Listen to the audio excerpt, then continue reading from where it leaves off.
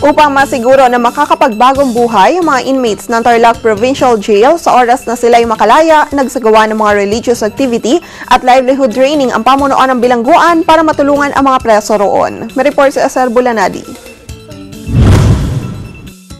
Sa hangaring makapagbagong buhay sa sandaling makalaya, sinisikap ng mga pamunuan ng Tarlac Provincial Jail o TPJ na maging abala sa iba't ibang gawain ang mga inmates dito tulad ng mga religious activity at livelihood na itinuturo sa kanila. Sa pangunguna ni Police Superintendent Pascual de los Reyes, warden ng Piitan, kinakausap niyang mabuti ang mga inmates at hinihimok para magbalik loob sa Diyos sa pamamagitan ng mga aral sa Biblia na itinuturo sa kanila. Para naman magkaroon ng maganda at mabuting panimula, hiniling niya ang suporta ni na Congresswoman Susan Yap at Tarlac Governor Victor Yap para magpadala ng mga tagapagturo o trainer para manguna sa pagbibigay kaalaman ukol sa iba't ibang livelihood na pakikinamagan ng mga inmates. Kaugnay nito, umabot na sa halos 100 inmates ang nagtapos ng iba't ibang non-formal education kamakailan. Naging panauhing pandangal si Congresswoman Susan Yap. Tumanggap ng mga sertipiko at iba't ibang kagamitang panghanap buhay ang mga nagsipagtapos. Sa pangalan ni Ronald Pluma,